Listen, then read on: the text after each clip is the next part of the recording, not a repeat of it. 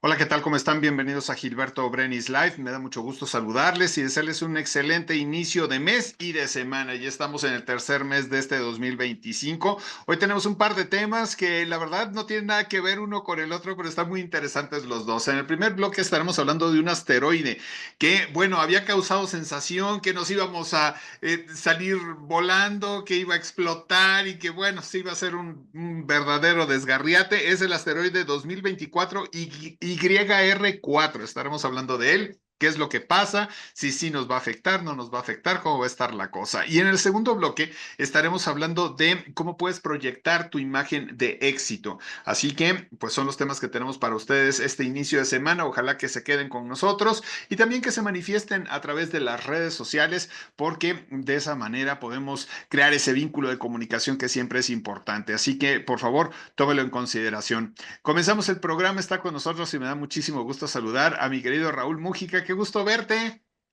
¿Cómo estás, Gil? Igualmente, aquí andamos, ya sabes. Oye, que nos íbamos a morir todos. Sí, más o menos. Mira, hay varias cosas ahora sí en el cielo, ¿no? De esas y una es una frase que usamos siempre, esto de que se alinearon los planetas, ¿no? Ya sabes que anduvo por ahí todo esto de la alineación de los planetas, etcétera, etcétera. Y mencionaban, por ejemplo, una fecha, la fecha este pasado 28 de febrero como el día de la alineación, pero en realidad, pues los planetas están siempre ahí, jamás se alinean, o sea, nunca se ponen en una fila. Parece que hacen una línea, pero en el cielo hacen un arco, ¿no? Y eso, pues porque ya hemos platicado aquí que pues los planetas van dando vueltas alrededor del Sol, todos a diferentes distancias, y de repente cuando están de nuestro lado, del mismo lado en el que está la Tierra, pues en la noche los vemos, ¿no? Incluso desde la tarde los podemos empezar a ver y los vemos hasta la madrugada. La particularidad es que ahora, pues todos los planetas están del mismo lado, ¿no? O menos Plutón, que además es un planeta enano. Pero eso tiene ya varios días, casi finales del año pasado, se empezaron a ver estos planetas, ¿no? Se empezaron a ver y cada vez se iban viendo más y eso porque se van moviendo, se van desplazando alrededor del Sol. Entonces, todavía pueden verlo, ¿sí? Ya estamos en marzo, pero todavía pueden verlo. Hay tres planetas que pueden ver a simple vista. ¿Sí? Y que los verán Venus, que se ve lo más cercano de los volcanes, luego más arribita Júpiter y luego otro, un planeta rojo, que es Marte. Los otros dos, que es Saturno y Mercurio, que son visibles, pues están muy cerca, están muy abajo ya, o sea, se mete el Sol y como están más cerquita del Sol, en esa dirección, cuando se meten, pues la luz del Sol no nos deja ver, ¿no? Y los otros, que son Urano y Neptuno, pues no los vemos porque son muy débiles, ¿no? Entonces, nada más es eso, se alinearon los planetas, ahí siguen, ¿no? Y eso pues no va como a pegarnos, o sea, no nos va a servir para decir que no nos va a pegar el asteroide.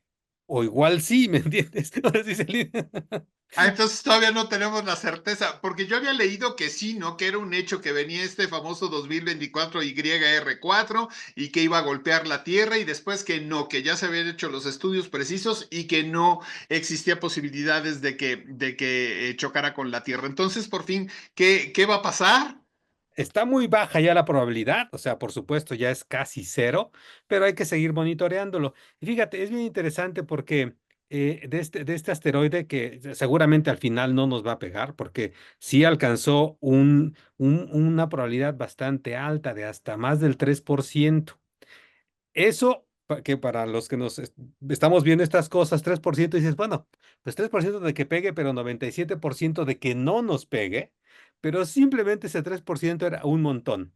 Mira, es tan grande que el umbral que utilizan las agencias que se dedican a monitorear asteroides, como por ejemplo esta red mundial para el monitoreo de asteroides, la International Asteroid Warning Network, de la cual, sabes, nada más por presumir, pero el INAO es miembro fundador y nos dedicamos a eso.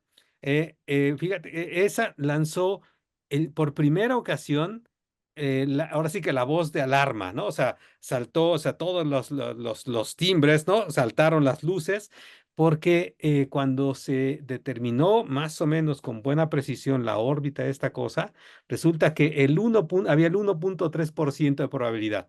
Eso fue a finales de enero, si no recuerdo mal. Y después todo esto se va modificando porque hay más observaciones. Cuando se lanza ese llamado, muchos observatorios la apuntan, ¿no? Y entonces, pues lo que sucedió es que se fue refinando, pero fue creciendo, ¿sabes? Entonces pasó de 3%. Entonces dijimos ya, en diciembre del 2032 hay un chance grandote de que nos pegue, ¿no? Pero afortunadamente las observaciones avanzan y avanzan y justo a fin de mes de febrero es que otra vez la IOWAN, la International Asteroid Warning Network, lanzó ya el aviso de que las agencias europeas y las agencias estadounidenses habían logrado bajar, bueno, con las medidas, o sea, había bajado la probabilidad, fíjate, hasta el 0.004% de probabilidad. Es decir, hay una probabilidad en 26,000 de que nos pegue, ¿ok? Ahora, algo que a mí me llamaba la atención, Raúl, es que decimos, bueno, estamos en 2025, desde 2024 están con todas estas, y la situación es no que nos iba a pegar ya, ¿no? Sino que es hasta el 2032, como mencionabas, ¿no? Entonces, estamos hablando, ¿por qué tanto tiempo de planeación y con qué certeza se puede tener? Ah, bueno, justo esa es la gran ventaja de monitorear estos objetos. Lo que tú haces es cuando detectas un objeto, este se detectó en el 2024, entonces los empiezas a medir. Hay muchos telescopios que se dedican a medir y a medir su posición. Y esa posición es para determinar su órbita. Y conocemos también las leyes, o sea, las leyes de la mecánica celeste, que con un pedazo de la órbita podemos extrapolar y saber el resto de la órbita. Y entonces sabemos que va a pasar aquí, por ejemplo, sabemos que va a pasar otra vez cerca, o sea, se va a acercar a la órbita de la Tierra en 4 años, ¿sí? Por ahí en el 2028 que se va a poder observar y después regresará en el 2032, pero en el 2032 el truco es que la órbita de la Tierra coincidiría con la órbita de este objeto. Es decir, conocemos eso y conocemos órbitas de varios miles de asteroides, en particular de los más grandotes, de estos que llegan a ser hasta de kilómetros. Y sabemos que los próximos 100 años no nos va a pegar ninguno. Y esa, digamos, es la utilidad de todos estos telescopios y estas agencias que se dedican a vigilar el cielo. Eso se llama vigilancia espacial o monitoreo de asteroides. Y es bien interesante, como dices, ¿no? Ahora, se llama 2024 YR4. ¿Cómo se determinan estos nombres? Me imagino que el 2024 es por el año, ¿no? El 2024 es el año y después los nombres, que además son provisionales, porque después ya se les dan nombres propios a muchos de ellos, tiene que ver con la fecha de descubrimiento, o sea, con el mes y con la secuencia de que se descubrió, por ejemplo, ¿no? El 4 es el 4 que se descubrió en cierta quincena, ¿no? Entonces, de ahí vienen los nombres, igual que los cometas, ya ves, los cometas también tienen nombre y bueno, los cometas tienen aparte unas letritas de P si es periódico, de C si no es periódico y cosas así. Entonces van esos nombres, pero después ya se pueden cambiar y se les puede bautizar. Acuérdate que los asteroides, igual que los cometas, quien lo descubre tiene el derecho de nombrarlo, ¿sí? Y esto afortunadamente fue descubierto por un programa que es permanente que se llama Atlas. Atlas tiene varias estaciones de monitoreo en todo el mundo. Atlas significa Alerta Terrestre de Asteroides, ¿no? La última alerta terrestre de asteroides en inglés, ¿no? Y fue una estación que, aunque es de la Universidad de Hawái, pero que está el telescopio ubicado en Chile. Y entonces hay muchas de estas cosas ahí distribuidas en todo el mundo. Incluso nosotros, desde el INAOE, con la cámara Schmidt, monitoreamos no para determinar posiciones, pero sí para conocer la órbita, porque estas cosas van dando vueltas, ¿no? O sea, no solamente dan vueltas alrededor del Sol, sino que dan vueltas sobre su propio eje. Entonces, como les llega la luz del Sol, nos pega de regreso, entonces podemos medir la cantidad de luz que nos regresa, podemos determinar el periodo, qué tanto tiempo tarda en dar una vuelta, y si tenemos muchas de estas cosas que se llaman curvas de luz, podemos reconstruir su forma en 3 dimensiones. Oye, y era algo que te iba a preguntar precisamente. ¿Se puede saber de dónde viene? O sea, ¿cuál es el origen de este asteroide? Sí, hay dos fuentes principales de asteroides. Uno es el cinturón principal de asteroides, que está entre Marte y Júpiter. Ahí hay varios millones de asteroides. Y hay otros que vienen de más lejos, del límite del sistema solar, que se llama el cinturón de Kuiper. Ahí hay también asteroides, planetoides y todo esto. Entonces, de repente, o sea, lo que sucede es que dependiendo por ejemplo, del movimiento de los planetas, ¿no? De repente hay perturbaciones que llamamos perturbaciones gravitacionales. Entonces, de repente, ese, como, digamos, como que lo jala, debido al campo gravitacional y entonces cambian la órbita, que debían estar ahí tranquilitos, ¿no? En ese cinturón y de repente ¡fuc! Se desprende, ¿no? Lo mismo sucede con los cometas, ¿eh? Por ejemplo, también son perturbaciones gravitacionales que hacen que cambien su órbita y que en esa se acerquen a nosotros. En este caso, ¿se sabe el tamaño? O sea, a comparación de la Tierra, ¿qué tan grande es este asteroide? Sí, mira, qué bueno que me preguntas, si no se me olvidan las cosas, sí, pero a ver, hay dos parámetros para lanzar una alerta. Uno, lo dijimos, que sea, la probabilidad de impacto sea mayor a 1%. Y la otra es que el asteroide sea mayor a 10 metros. En este caso, el tamaño estimado, que no está completamente determinado, pero va entre 40 y 90 metros, es el estimado. Y eso se hace a través de la luz que nos llega, una cosa que se llama albedo, o sea, de qué tanto nos refleja la luz y eso. La manera más directa es con radares, pero no se puede observar, está muy débil para eso. Bueno, ese es el estimado. Entonces cumplía con las dos, más del 1% y más de 10 metros. Ahora, dices, pues 40, 90 metros, o sea, el edificio en el que vivo está más grandote, ¿no? Sí.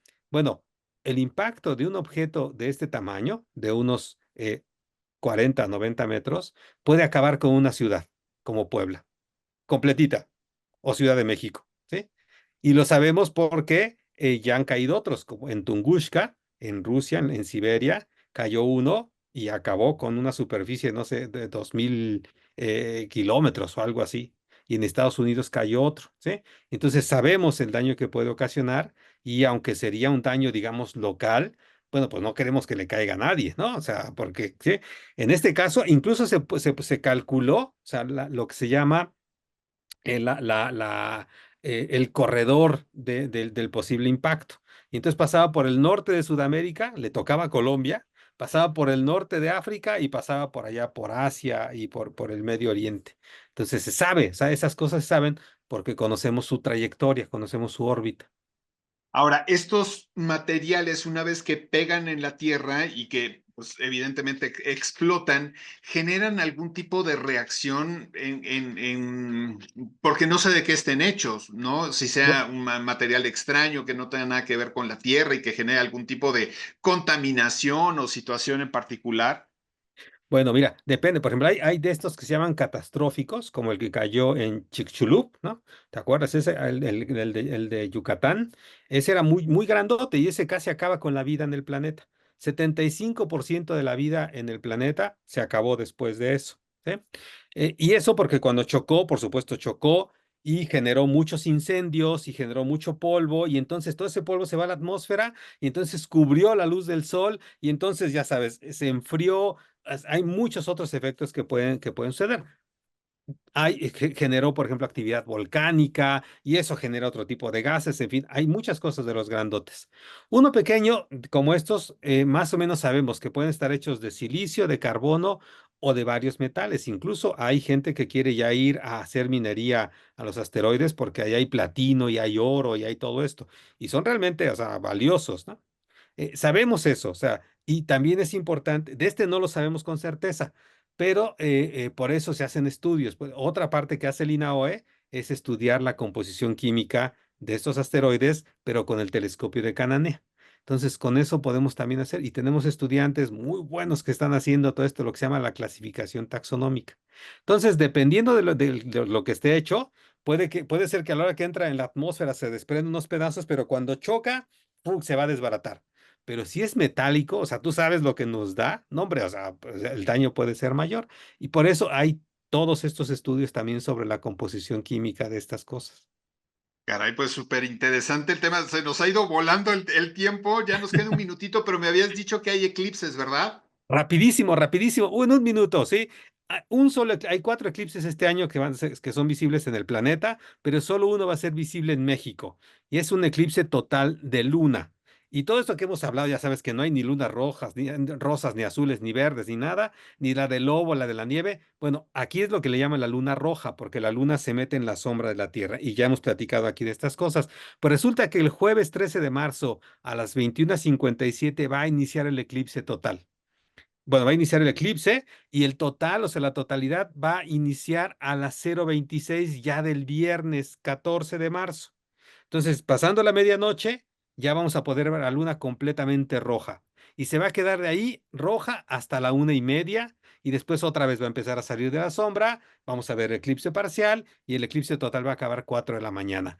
Yo les recomiendo que se esperen a pasada la medianoche y que estén un ratito, no se desvelen tanto porque apenas es viernes y que disfruten. Para mí es uno de los fenómenos más bonitos ver cómo está flotando una esfera ahí en el cielo. Ahí es donde se ve la parte esférica de la luna y además roja, ¿no? Sin duda, pues ahí está la invitación para apuntarlo en nuestro calendario y no perdernos este regalo que nos brinda el universo. Mi querido Raúl, siempre es un gusto platicar contigo. Si queremos contactarte, si tenemos alguna duda, alguna pregunta, ¿dónde te encontramos? Facebook, Twitter, Instagram, creo que estoy en los tres. Ahí estoy como Raúl Mújica G, Raúl.mújica. Busquen Raúl Mújica. Lo peor que puede pasar es que les toque mi hijo, que también se llama Raúl Mújica, pero nos van a distinguir. Él tiene menos canas que yo, por supuesto. Perfecto, pues ahí está la señalización realizada. Gracias, Raúl. Te mando un abrazo. Que tengas una buena semana. Abrazo, Gil, abrazo a todos. Vamos a hacer una breve pausa. En unos segunditos estaré platicando con Coca Sevilla. Estaremos hablando sobre cómo podemos proyectar nuestra imagen de éxito.